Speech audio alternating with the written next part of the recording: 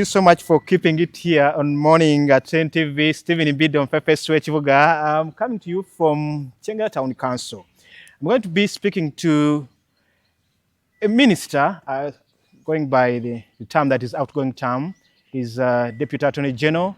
He's a member of Parliament for Kyaka South in Chegegwa District. In 2021, he expressed interest in being the Speaker of Parliament, of the 11th in Parliament, after the death of Right Honorable Jacob Olanya. But this time, he wants to be the Deputy Speaker of Parliament. Honorable Jackson Kafuuzi, Yes. good morning to you. Good morning to you. Are you well? I'm doing fine. Why would you want to go for this deputy position seat? Yet last time you wanted to be the Speaker of Parliament. Thank you very much, and good morning to our viewers. Last time, following the passing of the Right Honorable Jacob Olanya, we were advised by Tango Doi that they had not declared a vacancy for the position of Deputy Speaker. The vacancy that had been declared was for Speaker.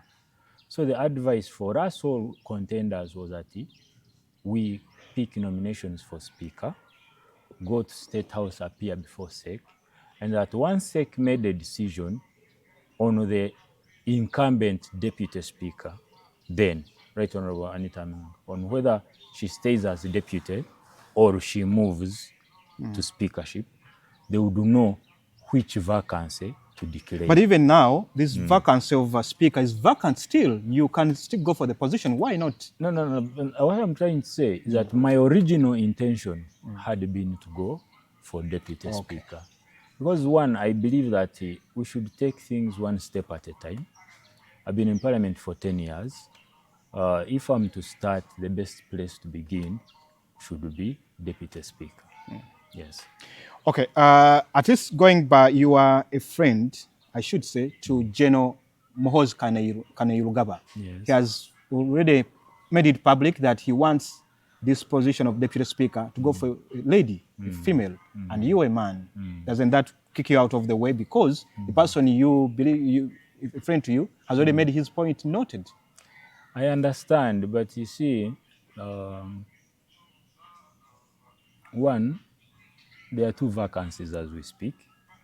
The vacancy of the Speaker and the vacancy of the Deputy Speaker. But we have all generally agreed that we support our colleague, Honorable Both for Speakership. Now, the issue would be whether we should leave the Deputy Speakership for a female or leave it open for the rest or for all. My thinking is that there should be no problem by having a male Speaker and a male Deputy Speaker. We have previously had James Wapakablo as Speaker of Parliament, deputized by Francis Ayume as the Deputy Speaker of Parliament. We currently have a Vice President who is a female, a Prime Minister who is a female, and a Speaker who is a female. And we are not crying that we have been disenfranchised. It's all about service delivery, really. And that's why I'm offering myself. All right.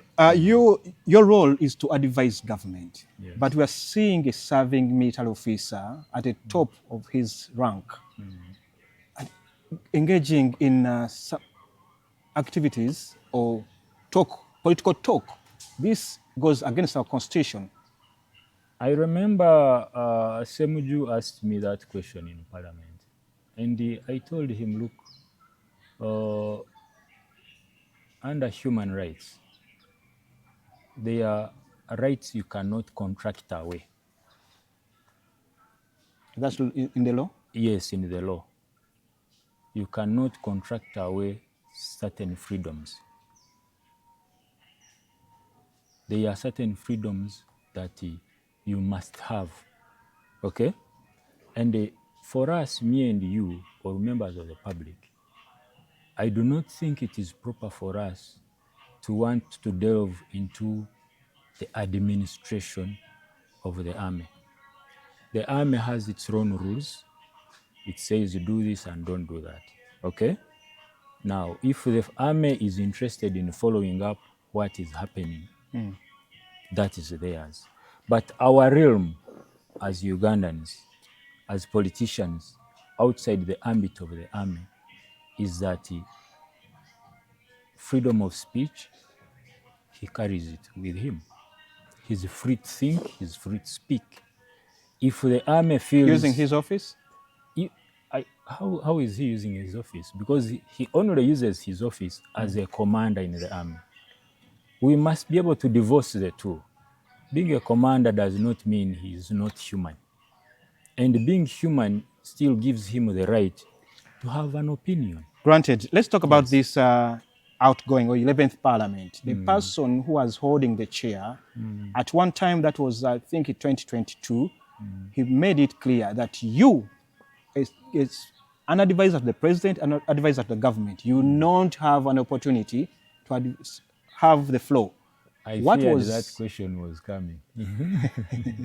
Tell me about your relationship with the person who is in the name of Annette Among. I don't know what happened. Perhaps she had woken up on the wrong side of bed, but she overreacted. We had handled the anti-homosexuality law in Parliament. The procedure is that once you pass a bill, the bill is sent to the president for assent, for his signature. But before the president signs on that bill, he asks you, the Attorney General, Deputy Attorney General, to confirm that everything in the bill is proper before he assents to it.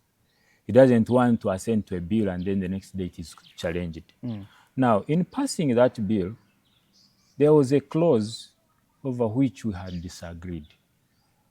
A clause that criminalized a landlord for having a tenant who is gay.